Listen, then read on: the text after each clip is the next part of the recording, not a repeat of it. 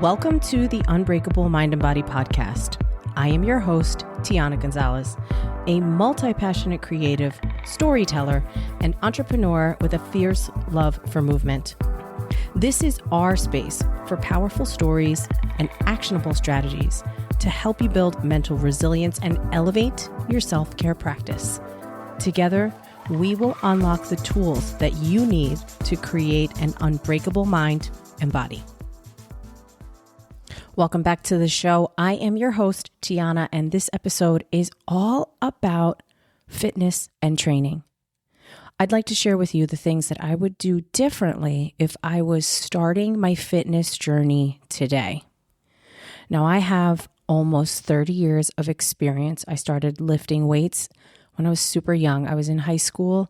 My mom was a personal trainer, and she taught me a lot of what I know today, the foundation, if you will, for strength training, exercise, cardio, and how to nourish my body properly. So before I dive into the things that I would do differently, let me first bring up a couple things that I think I did okay with, knowing that I had an advantage over a lot of young people, especially in the 90s, that were hitting the gym and trying to do something for not only their health, but let's be honest with each other here. It was about appearances, right? Many of us wanted to change something about the way that we looked, about our body, about our physical appearance. And looking back, I think some of the things I did well. So the first thing I want to mention is that within the first few years, I realized I would grow exponentially if I had a solid training partner. I approached someone at the first gym I ever went to. This was in 1998. And I had been working out a little bit prior to that with my mom. We had some dumbbells at home and I would go to the gym with her. But in 1998, I joined the gym, my first gym, all on my own, like a big girl signing a contract using my debit card. I remember giving a handwritten check that I signed for the first month and the membership fee. And I approached a young man who was pretty jacked and he was kind of a ringleader. And I just said, hey, do you think I could work out with you every once in a while? And so we became a thing. Never romantic with each other, never dated. It was strictly training partner. Was there flirting? Probably. He had a girlfriend. I knew she didn't like me because he was transparent with her and told her, hey, there's this girl at the gym and I'm meeting her. I'm showing her the ropes, pushing her and whatnot. And I guess I could understand from her perspective, probably was thinking, well, what are you getting from this partnership or this relationship, right? But it worked out well for me because not only did I have a training partner, it also helped me to meet new people, to have a group of friendly faces and to greet me, to say hello, to ask for spots, to ask questions. And truly back then, I was probably one of 2 or 3 women that opted for the weight room as opposed to the group classes in the studio and also the cardio queens. That was not me. So getting that push, having someone to hold me accountable, having someone to show me the ropes, teach me about breathing, about intensity, volume, how to split up the body, it was great. Something else I did well was I cleaned up my diet.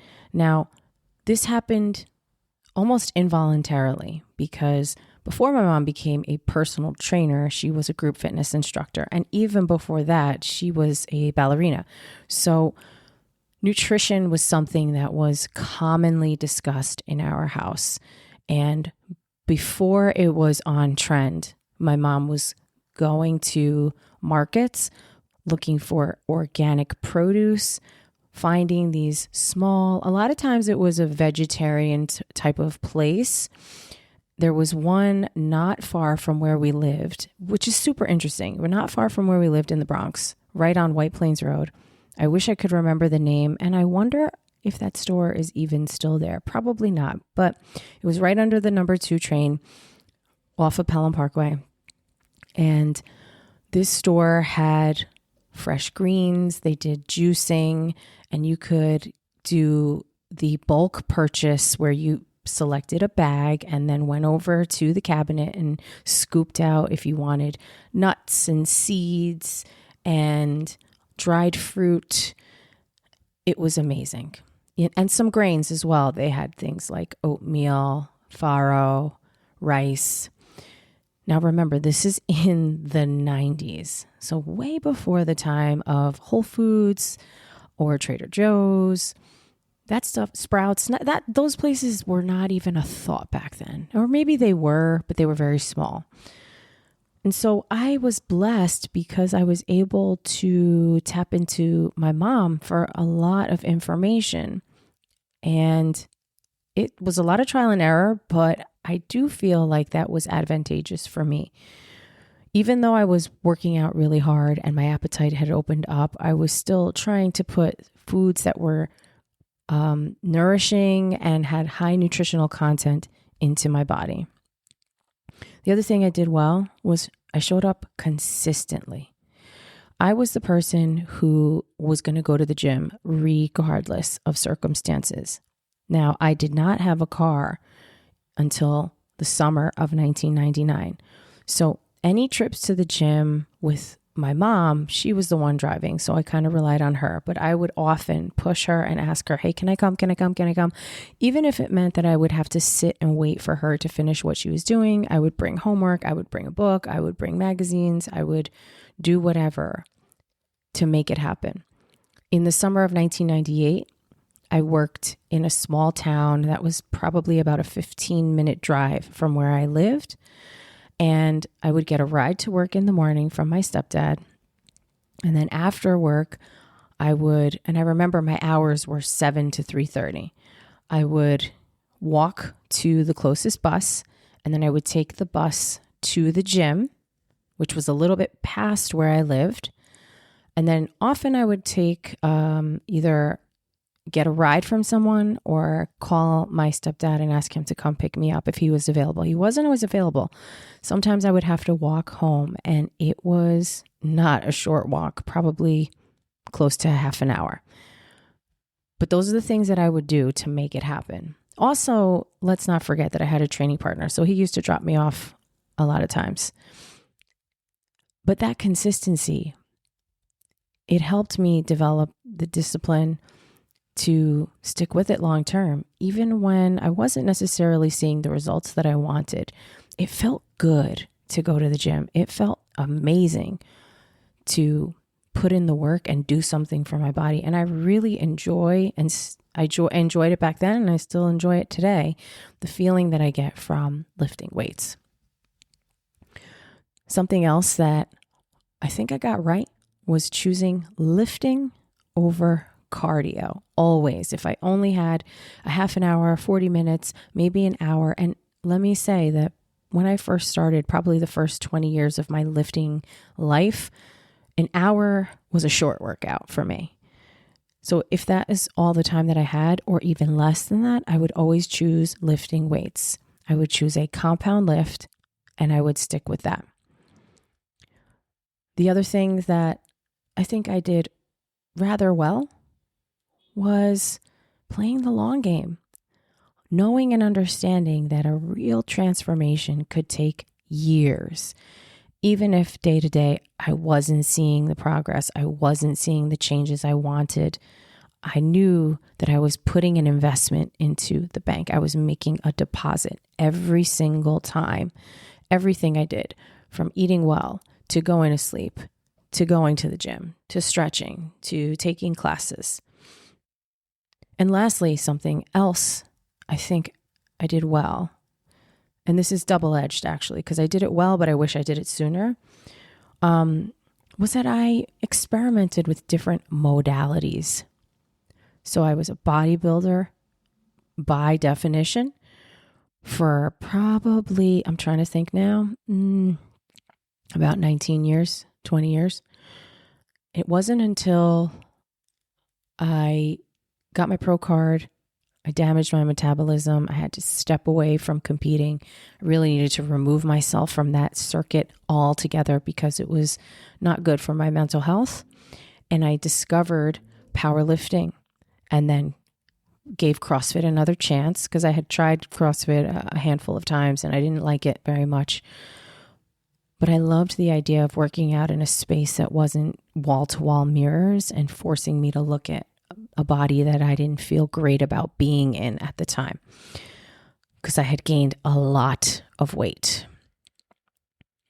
So diving into not only powerlifting and learning about how to be strong, doing CrossFit, which also led me into more yoga and mobility work because I was not very flexible in my upper body. And then trying things like different group classes. I taught a treadmill class and I started to really embrace running more, something I used to hate. And now I'm running and I'm doing mobility work, and I dove into yoga, traditional yoga, a little bit of Bikram yoga, and just sort of mixing all these things together to find my way to where I am today. Now, diving into the things that I would do differently, because this is really the juicy stuff. This is where we can get into it. The first thing I would do is to stop comparing myself, especially to pros, to fitness models, to celebrities. Back in the 90s, it was all magazines. And I couldn't help myself, especially someone who grew up in a dance world. We were always comparing ourselves to the people next to us, to the people warming up with us, to the people we were seeing alongside of us in our reflection in the mirror. And I do think it was detrimental to me. I think it was good in some ways because it helped me to see if I was moving in the direction I wanted to, because I did have certain people that I looked to as role models and people I was hoping to emulate. But I would say more often than not, it was toxic and it was not good for my well-being. Something else I would do differently is to speak nicer to myself when I felt like I was coming up short. Diving into fitness and health and wellness was challenging, especially during college. There were many, many times where I would have to skip the gym because I needed to study or I needed to work. Now, I had a part-time job, and the first part-time job I had in college was working at a bagel shop. And I would go to the bagel shop Saturdays and Sundays and work sometimes both days from 6 to 6 on my feet. I would leave smelling like onions because of the everything bagels. I would be covered in cream cheese, mayo, mustard, ketchup, all of the above, splatters all over, oil, burns on my forearms from the oil on the grill. Because, we wore gloves, but it would splatter onto our arms. It was rough. And I remember not being able to go to the gym. It just didn't have time or energy. And there were weeks where I may have gotten to the gym once, maybe twice, and that simply was not enough for me. So I would always beat myself up and talk badly to myself because it just wasn't working for me. The one thing that was good is that I did know that school was temporary, and eventually I would be in control of my schedule and I'd be able to do all the things I wanted when I wanted to. But I could have been nicer to myself. I could have not beaten myself up or pinched my skin when I didn't like how my belly looked in a certain outfit or shirt. Something else I would change, I would trust my gut immediately if something felt off. Now, what I mean by this is within my body. There were a few instances throughout the last 30 years where I felt tired, I felt off, maybe I was simply exhausted or For example, even during my show prep in 2010, where I probably should have hung it up, but I just did not. I didn't trust my gut. I didn't listen. I was ignoring it. I figured it was just a phase and I would be able to push through. And that wound up doing more damage than good. So now, when I feel tired, I show myself grace. I weigh out the pros and the cons, and I will ask myself, is it worth pushing through this workout right now?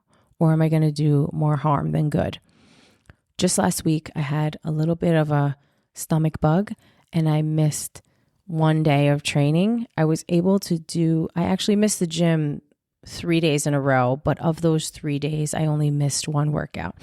I was able to push one to the next day. And then the third day was just supposed to be active recovery. And I said, you know what? Walking on the treadmill at a low speed on an incline, not a big deal. So I listened to my body. I didn't overdo it.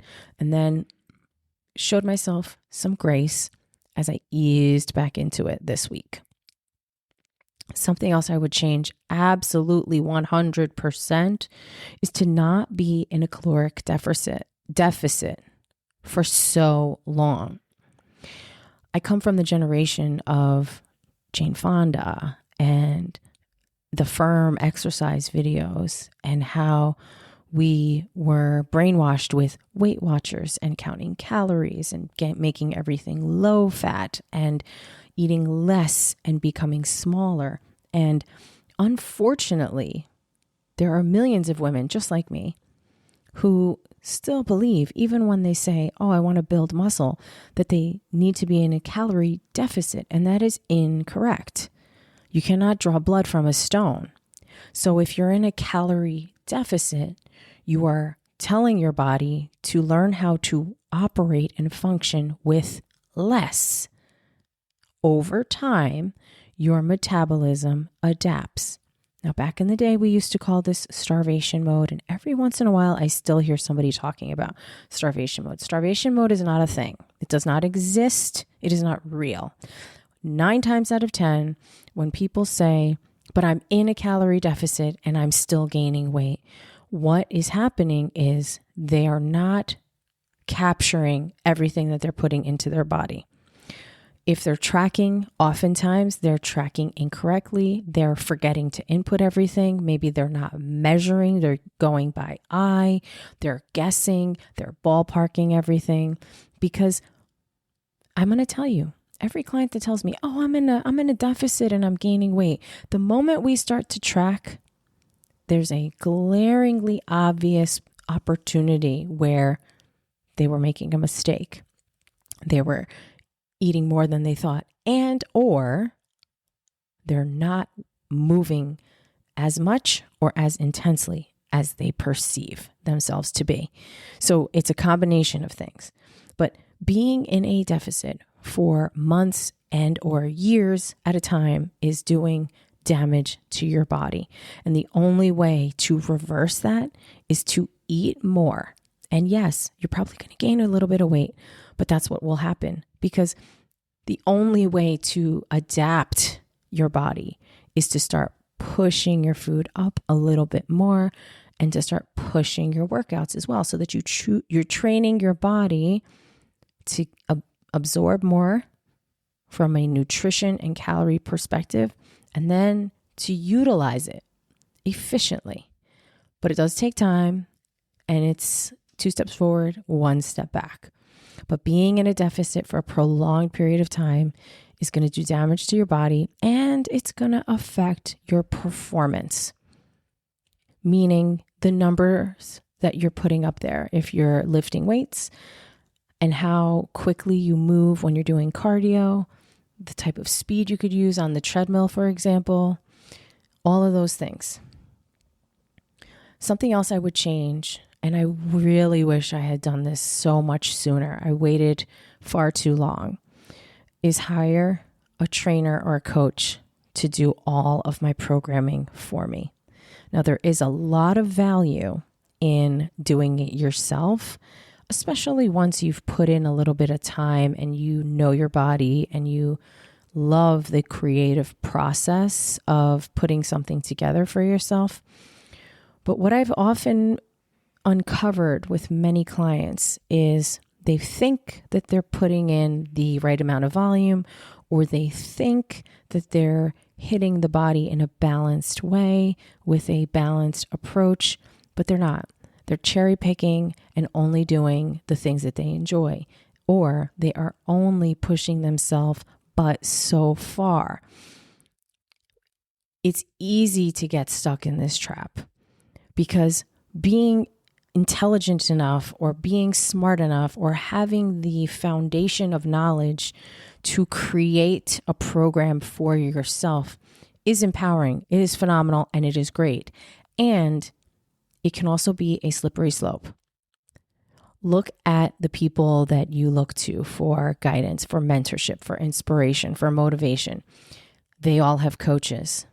There is a reason why the best athletes in the world right now, the gold medalists, the people at the top of their game, they all have not just one coach, but coaches for different aspects of their life.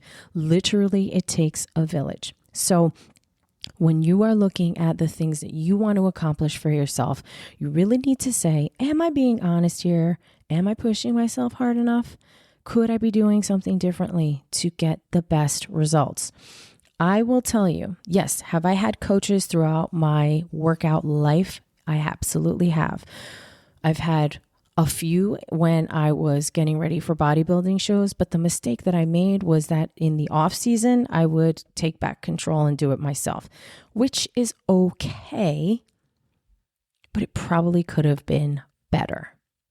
So I was avoiding certain areas. I wasn't doing things in a balanced way. I, for close to 5 or 6 years, trained almost exclusively my upper body and ignored my legs.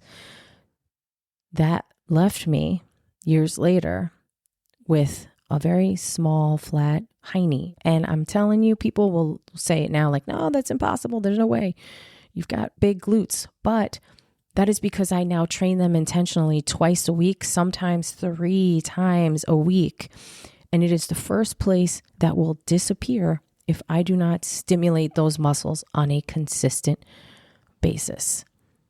So hiring a trainer to do my programming for me has been one of the absolute best things I have ever done.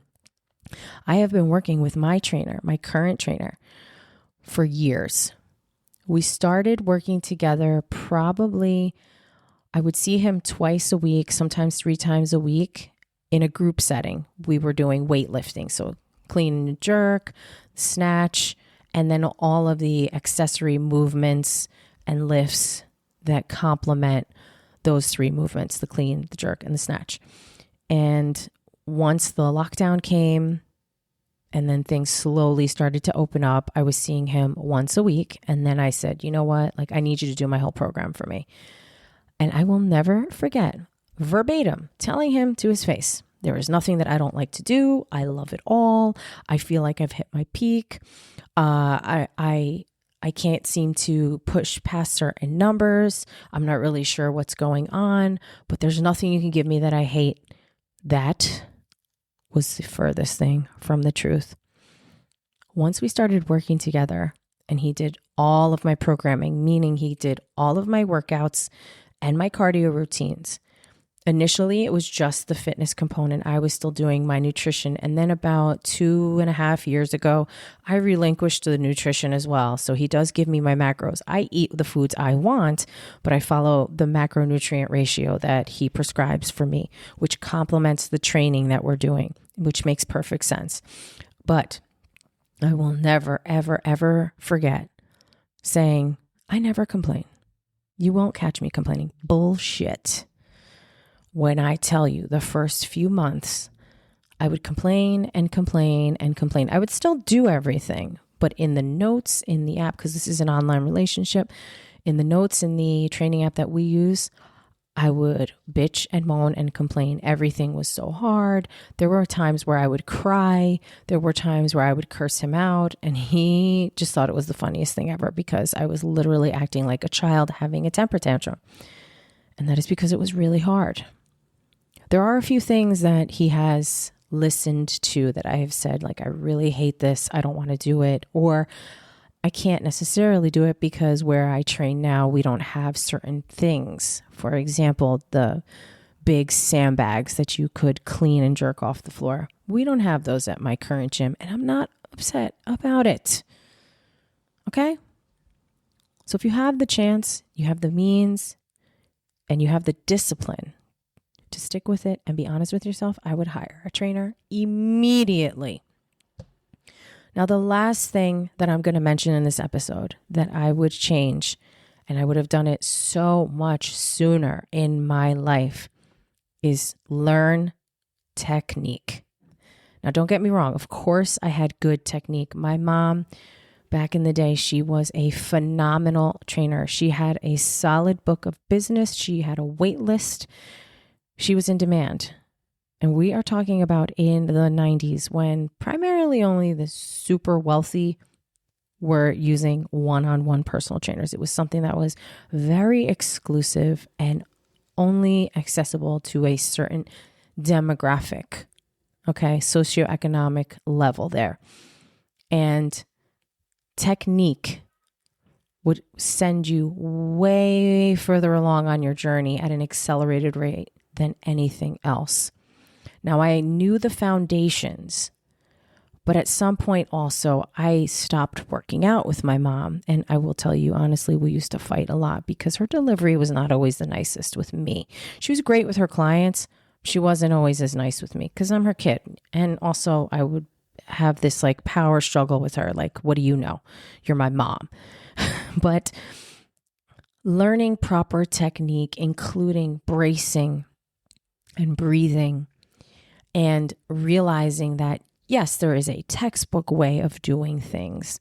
And there's also doing it in a way that works with your current situation, meaning where you're flexible, where you're not so flexible, where you have mobility issues, where you thrive. So you can do a squat, but it may not look the same as the person next to you who might be a different height or a different stature, and or they might have a different lifestyle. Somebody may be someone who sits all day long, so they have very tight hip flexors, versus somebody who moves all day or works, in a movement type of job like I do, where we are actually doing mobility all day in between with our clients in their warm up and or at their cool down, or in between sessions, or in our own stuff. So no two people are built the same, and no two squats are going to look exactly the same. And I wish that I knew that years ago. It would have saved me a lot of grief, because I was trying to force myself to do something looking at a picture and or videos once video became available. And that's just not the way it works. So going back, let's cover the things I would change real quick from the top. Number 1, stop comparing myself to other people. Number 2, speak nicer to myself when I felt like I was coming up short or I wasn't progressing in the way that I wanted to. Number 3, trust my gut immediately. Not second guess myself, not gaslight myself, not listen to anybody else or let outside people influence my decision making and my judgment. Number 4, I would not be in a caloric deficit for as long a period of time as I have been. In the past, I would have gone probably a solid 5 years in a deficit, which is no wonder why I wasn't seeing growth as quickly as I could have. In the past couple of years since I've had a trainer, I've seen an enormous amount of growth because I've been fueling myself properly. Which leads me to number 5, which is to hire a trainer or a coach, somebody that you can trust and who you're going to follow implicitly for an extended amount of time, not just for a couple months a year, but for years, to allow yourself to go through a full progression, through a recomposition phase, through a growth phase. And 6, learn technique as soon as possible and master the technique. The way I do things now, as opposed to 15 years ago, is wildly different. And I'm forever grateful for all of the mistakes that I've made along this journey, because it has brought me to this place today, right here, speaking to you. But if anything that I mentioned in this show could potentially help you just move the needle a little bit faster, I'm happy to do that. So remember, wherever you are, be there fully, be there present, be there with an open mind. And remember that you really can't get it wrong, because it's either going to move you forward or it's going to be a valuable lesson for you. But what you do with that lesson is the important part. How you apply it to the next chapter or the next phase or the next project that you are going to choose to participate in. Life is full of turns. It is full of highs and lows. And quite frankly, everything is temporary, the good and the bad. So if you feel like you're on top of your game right now, enjoy it. And also remember that it may not last forever. And when you have a low moment, you'll be able to get yourself back to that. And if you're currently in a little bit of a lull, or you're having some struggles, or you feel like, damn, I just can't seem to get it together, maybe look to an outside source, someone that you trust, to help you assess everything, come up with a plan, determine what your non-negotiables are, and then you move forward. Don't sit in this uncertainty and in this confusion for far too long, because it's only going to make you crazy. There are a ton of people who are fully capable, who have the knowledge, who have the decision-making skills, who have the discipline, and who have the ability to make change and to do it solo. But I will tell you, if you can partner with someone who maybe isn't miles ahead of you, but just a few steps ahead of you, and they can kind of put some blinders on and keep you focused on what's important and keep you moving in the right direction, it'll do you so much good. I hope you enjoyed this episode. If you have questions about health, wellness, nutrition, training, please send me a text. You can find how to do that in the show notes, and I will answer that in an upcoming episode. You will stay anonymous, no fear. Thank you for being here. Thank you for your time and attention. As always, I appreciate you so much, and I'll catch you on the next one.